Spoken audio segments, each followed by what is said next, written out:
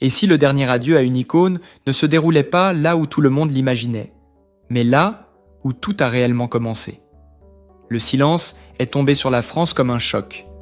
Brigitte Bardot est morte à la Madrague, à Saint-Tropez, et soudain, une question brûle toutes les lèvres. Quand, où et comment la légende sera-t-elle accompagnée une dernière fois? Car derrière l'image éternelle, il y a une vérité plus intime, plus troublante. La mairie de Saint-Tropez l'a confirmé. Les obsèques de Brigitte Bardot auront lieu le mercredi 7 janvier 2026, au cœur même de la commune qu'elle a rendue mythique. Pas de cérémonie grandiloquente, mais un adieu étroitement encadré entre la mer et la mémoire. Elle sera inhumée au cimetière marin de Saint-Tropez, dans le caveau familial, tourné vers la Méditerranée, là où reposent déjà ses parents. Un choix qui n'allait pas de soi, tant d'autres lieux avaient été envisagés pour la star. Et au centre de cette scène bouleversante, une image s'impose déjà. Son fils, Nicolas Charrier, portant le cercueil, en larmes. Obsèques de Brigitte Bardot. Émotionnel, intime et profondément symbolique. Voici le visage de son dernier adieu. À mesure que la date approche, Saint-Tropez retient son souffle. Car ces obsèques ne seront pas seulement un événement, elles seront un miroir tendu à toute une époque. Derrière les barrières, loin des caméras intrusives, se dessine une cérémonie voulue sobre, presque silencieuse, fidèle à la femme que Brigitte Bardot était devenue avec les années. Une femme qui fuyait les foules, mais dont la disparition rassemble aujourd'hui le monde entier. Ce mercredi 7 janvier 2026, face à la Méditerranée, chaque geste aura un poids, chaque pas une résonance. Et au cœur de ce dernier adieu, un moment suspendu s'annonce déjà comme insoutenable. Celui où Nicolas Charrier, son fils unique, avancera pour porter le cercueil de sa mère. Un fils longtemps tenu à l'écart de la lumière, soudain exposé dans l'instant le plus intime qui soit. Que révèle cette image d'un homme en larmes, portant la légende Bardot? Que dit-elle des choix, des regrets, des liens brisés ou retrouvés? C'est cette émotion brute, ce silence chargé de sens, que nous allons maintenant explorer, au plus près de ce dernier adieu. Mais au fond, une question domine toutes les autres. Comment dire adieu à une femme qui, toute sa vie, a refusé les adieux convenus? Depuis l'annonce de la disparition de Brigitte Bardot, la France semble suspendue à cette interrogation, comme si le choix du lieu et de la forme de ses obsèques racontait autant son histoire que ses films.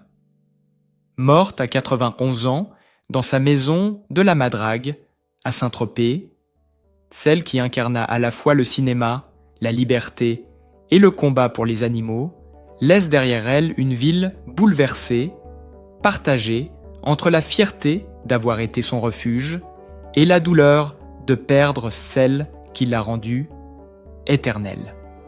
À Saint-Tropez, les volets se ferment plus tôt, les conversations s'interrompent sur les terrasses et chacun se demande où se recueillir, où déposer un souvenir, une pensée, un silence. Car pendant plusieurs jours, tout est resté flou. Entre la maison mythique de la Madrague, sanctuaire jalousement protégé, et le cimetière marin, tourné vers la Méditerranée, les hypothèses se sont succédées.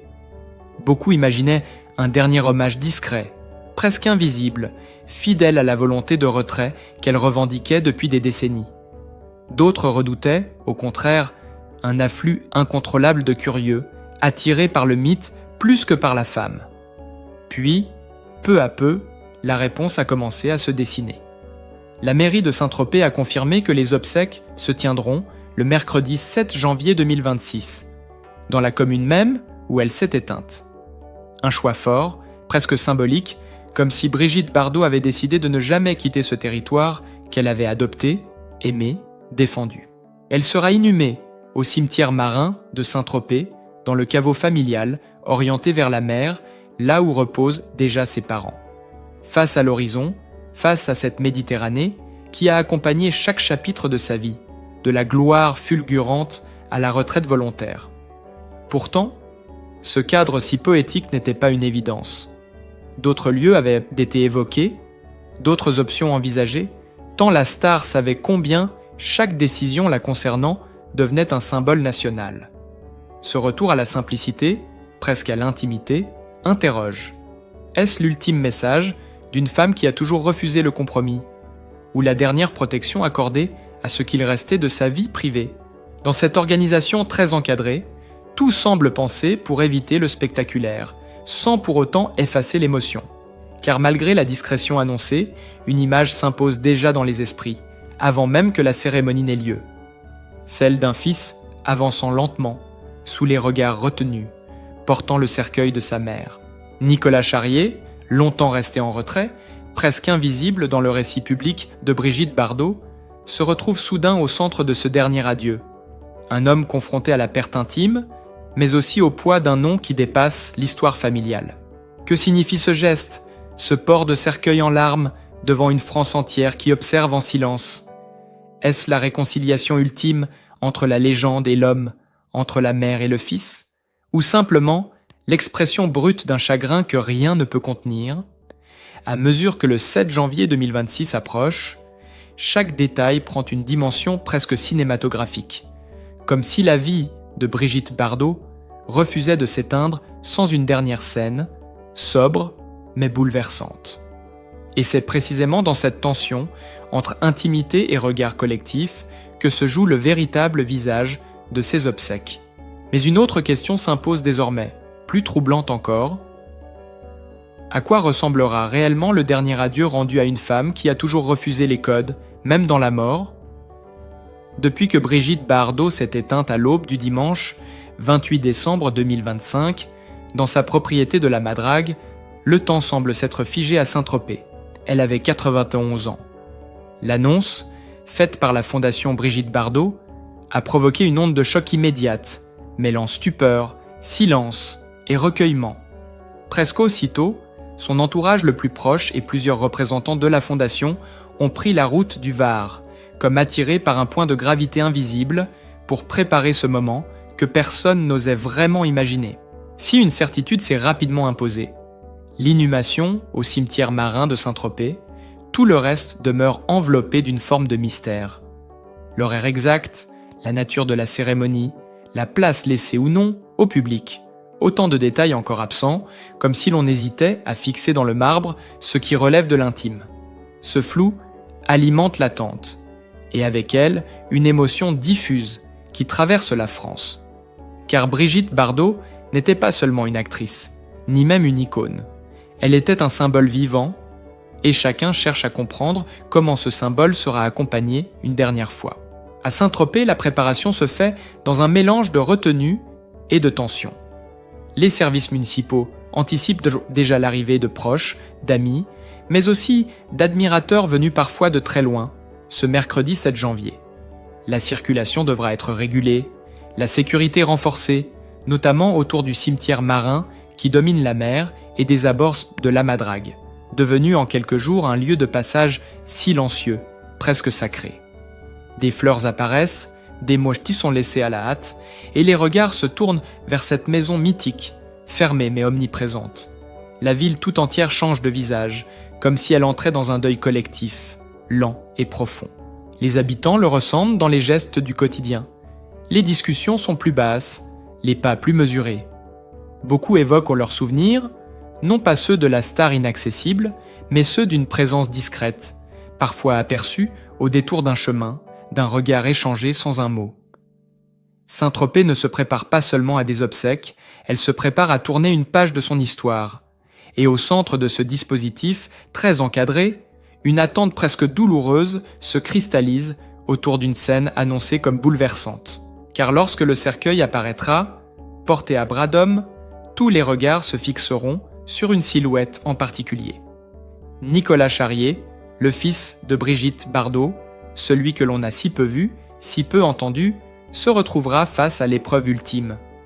Le voir porter le cercueil de sa mère, en larmes, n'est pas seulement une image forte, c'est un choc émotionnel qui dépasse le cadre familial.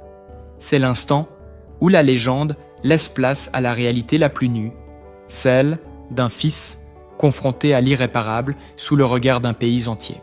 Comment ce moment sera-t-il vécu? Dans le silence? Dans la retenue? ou dans une émotion impossible à contenir. Tandis que les détails du déroulé restent volontairement flous, une certitude demeure, ces obsèques ne ressembleront à aucune autre. Entre organisation rigoureuse, pudeur revendiquée et charge symbolique immense, le 7 janvier à Saint-Tropez s'annonce comme un jour suspendu où chaque geste comptera et où chaque larme dira plus que 1000 discours. Elle voulait mourir chez elle, mais elle n'y reposera jamais. Cette phrase, brutale, presque incompréhensible pour ses admirateurs, résume à elle seule le dernier paradoxe de Brigitte Bardot. Car derrière l'émotion immense suscitée par ces obsèques annoncées à Saint-Tropez, une question continue de troubler les esprits.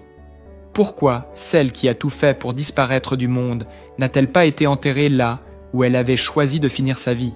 Longtemps, Brigitte Bardot avait pourtant imaginé une autre fin, loin des cimetières, loin des cérémonies, loin des regards, une fin à son image, radicale et libre. Selon les rappels de la mairie de Saint-Tropez, l'actrice avait exprimé le souhait de reposer dans sa propriété de la Madrague, ce lieu mythique, accroché à la mer, devenu au fil des décennies bien plus qu'une maison, un refuge, un sanctuaire, une frontière entre elle et le reste du monde. D'après Le Parisien, elle parlait d'un petit coin proche de la mer, simple, presque invisible.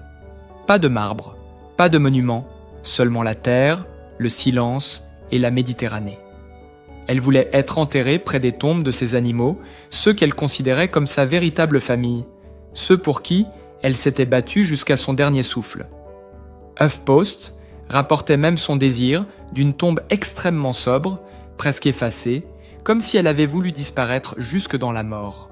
Ce projet, aussi déroutant qu'émouvant, n'était pas une simple idée lancée en l'air. Il avait été étudié, encadré et même validé par les autorités compétentes.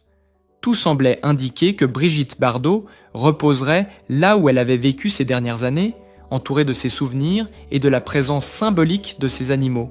Et pourtant, contre toute attente, ce choix a été abandonné.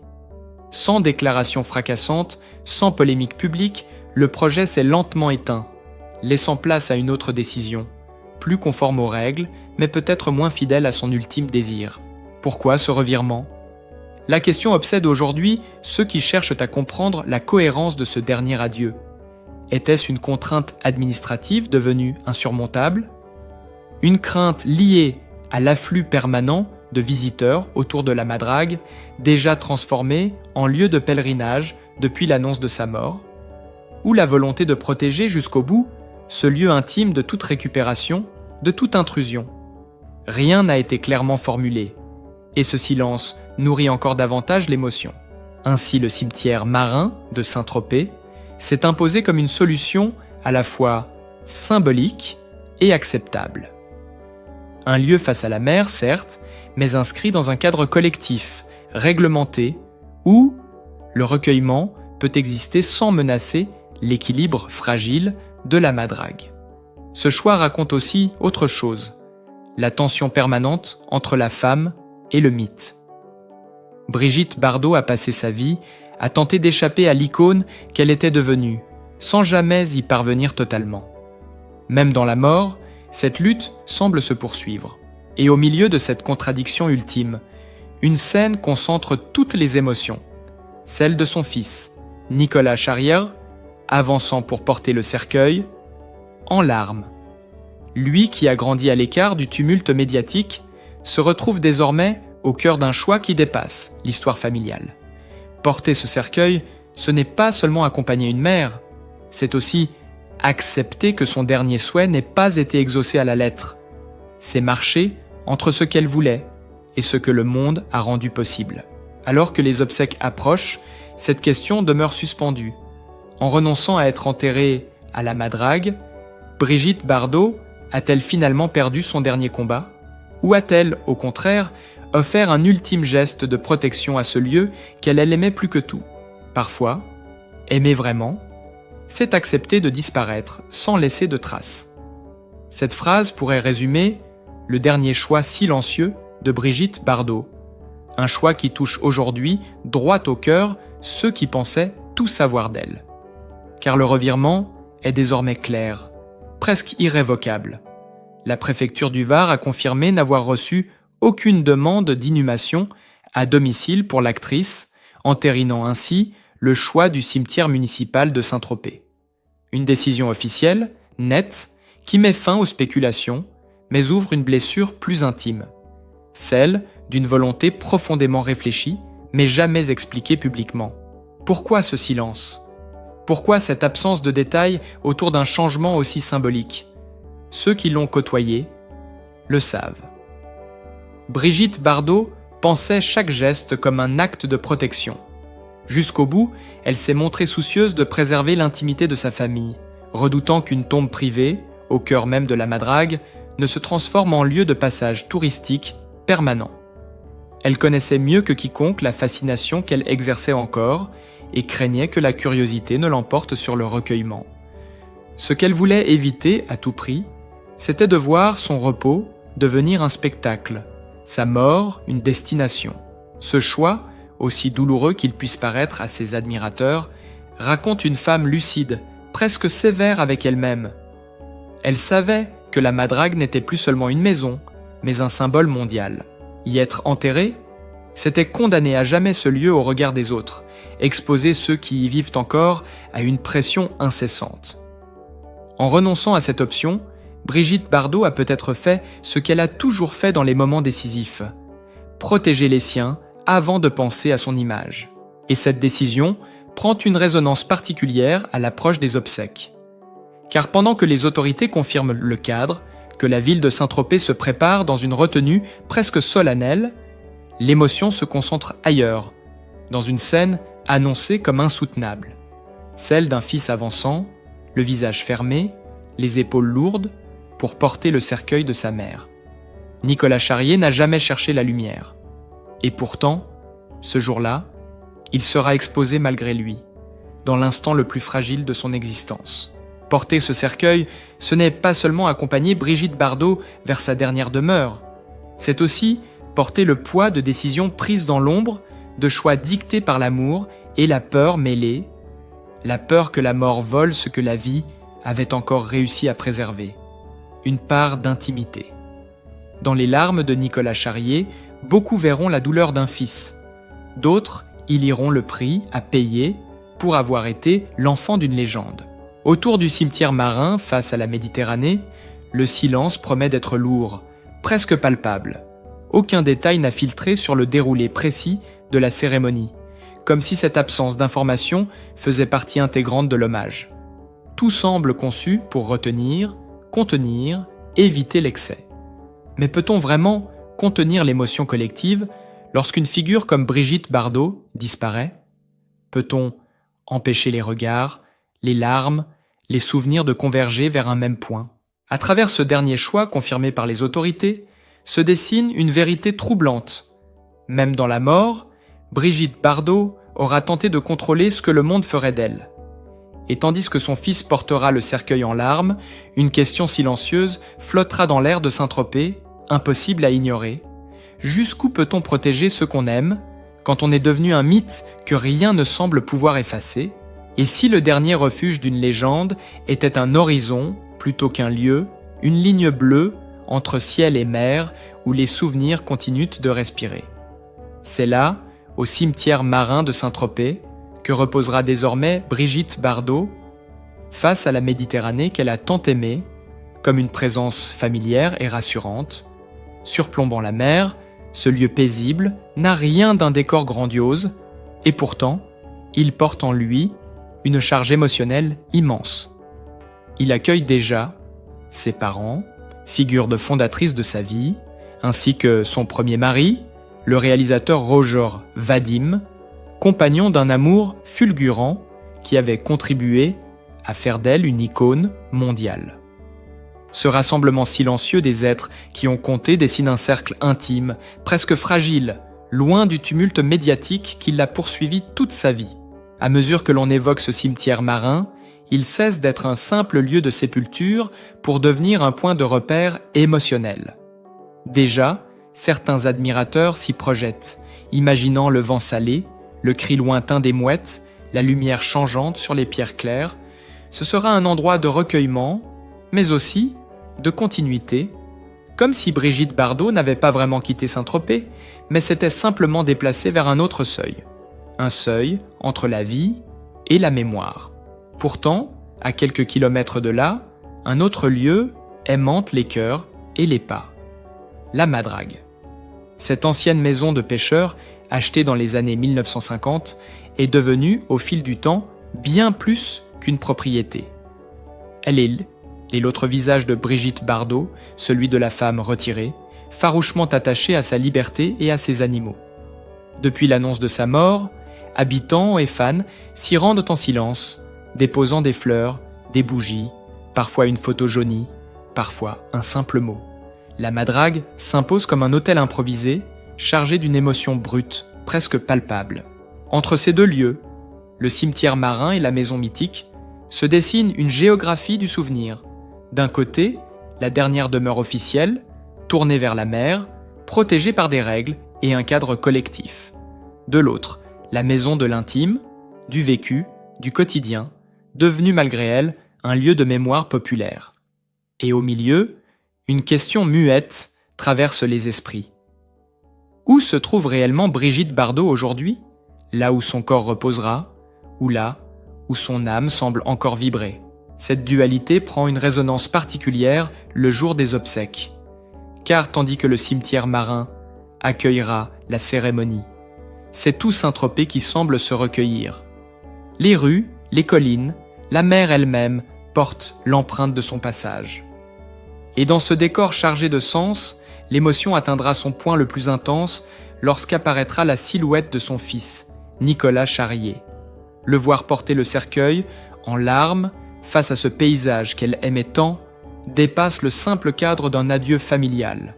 C'est l'instant où l'histoire personnelle rejoint l'histoire collective. Dans ce geste lent, presque solennel, se concentre tout ce que Brigitte Bardot a été. Une femme partagée entre l'exposition et le retrait, entre la lumière et l'ombre. Son dernier repos, au cimetière marin, semble vouloir apaiser cette tension. Là-haut, face à la Méditerranée, elle n'est plus une image, ni un symbole, mais une présence discrète, presque murmurée par le vent.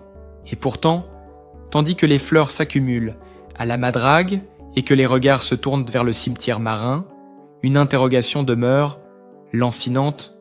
Peut-on vraiment enfermer la mémoire d'une femme comme Brigitte Bardot en un seul lieu, quand toute une ville, et peut-être tout un pays, continue de la porter en lui?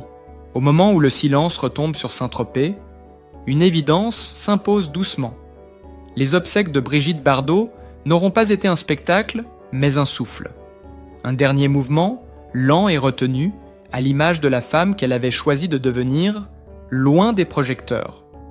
Face à la Méditerranée, là où la mer semble effacer les contours trop nets des choses, son repos n'appartient déjà plus seulement à un lieu, mais à une mémoire partagée.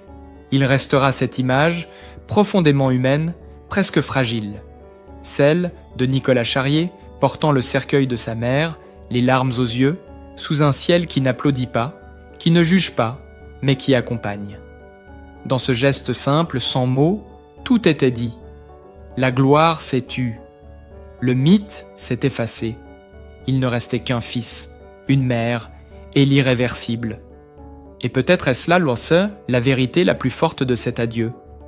Rappeler que derrière les icônes, il y a toujours des liens, des silences, des absences qui font mal, qui... Brigitte Bardot aura passé sa vie à fuir ce que le monde voulait faire d'elle. Dans la mort, elle nous offre une dernière leçon de retenue.